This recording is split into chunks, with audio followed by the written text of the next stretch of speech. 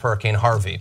From August 23rd to September 7th, they found that neither ABC nor NBC aired a single segment on their morning, evening, or Sunday news shows that mentioned the link between climate change and hurricanes. And we know how much the media was covering those hurricanes. They just chose not to make that connection clear. CBS and PBS NewsHour each aired 3 segments, which is something. Fox actually aired 6 segments that mentioned climate change, but most of those dismissed the link between climate change and hurricanes. So thank you, Fox, for doing that. CNN and MSNBC each aired 5 segments that legitimately discussed the link. So CNN and MSNBC certainly could do more considering their 24-hour-a-day coverage of the hurricanes, but they at least did mention it on multiple occasions. So ABC and NBC are 0. I'm doing quick math here. NBC and PBS is 6, but Fox News is 6 against. Right. So that's just 5 networks that is a net 0. Yeah. So golly gee, I don't know what happened. All the world's scientists agree what happened. They all agree that the storms are worse because of climate change.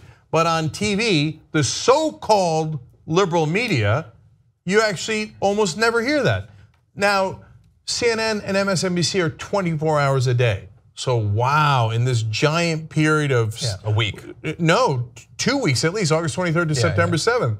They did a combined 10 segments in a span of 24 hours after 24 hours, and this is giant news. But at least give them credit that they did it. That's true. To be fair, I mean, we do 2 hours a day. I know we've done more than 10 segments in the past 2 weeks, and we do far less than 1/12 the coverage that they do. This is a victory. The right wing, and I hate to, I hate to always, I don't want to be name calling, but it's just from the right, they effectively message. And the message that they've allowed to get out there, and it's stuck, is that talk about climate change is a politicization of science.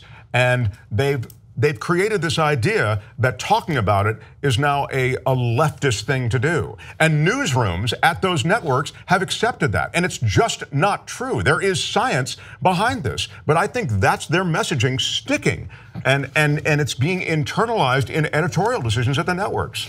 So look, the one thing we can see here, fairly definitively shown, is that there is no liberal media bias. If anything, it's the opposite. If you think that some of the people who work there are liberals, okay, that's I understand that, and there's some studies that back that up in terms of, they're mainly talking about print journalists, but on TV, I wouldn't be surprised either. So we're not denying that reality, okay. But first of all, they don't make the decisions. The higher ups make the decisions. Yeah. And the higher ups are at a multi-billion-dollar corporation. They are not liberals. Those corporations want lower taxes and they want deregulation. And by the way, part of deregulation is on this issue as well. Yeah. So if we were going to take proper precautions about climate change, we would have a lot more regulation. Some of their top advertisers are fossil fuel industry. So there's a lot of factors that lead them to not being remotely liberal. That's not fair, Cenk. BP is just trying to sell gigantic barrels of oil to regular people watching the morning show on MSNBC. I've got one in my bedroom. It's big, but it could come in handy someday. By the way, if you don't know that, there's companies that don't sell anything to the public.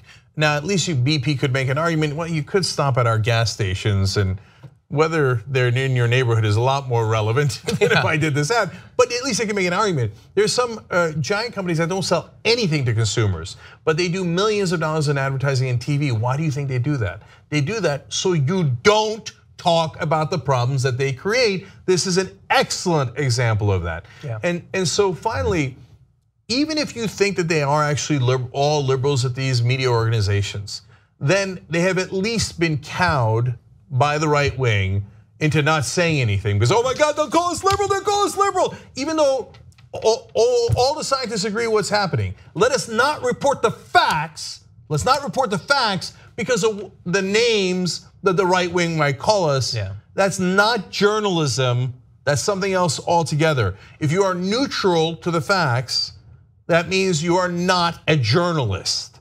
You have to be objective about the facts. Neutral is, some people say there's climate change and other people say there's not climate change. I wish I was a journalist so I could figure out which one was which, okay? But I'm not gonna tell you, I'm just gonna shut up because otherwise Fox News might yell at me. An objective journalist goes, here is what the scientists are reporting definitively. Here's what the reality is. Here's why your family's suffering. Here's why we're having climate change. Here's why the hurricanes are much more severe.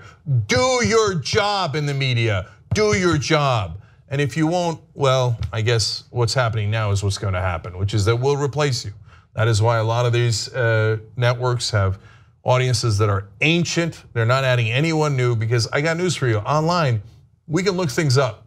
So when you omit the facts, when you don't do real journalism, people don't trust you anymore and they just leave. And that's exactly what's happening right now. Support independent media. Come join us at the Young Turks. TYTnetwork.com/join.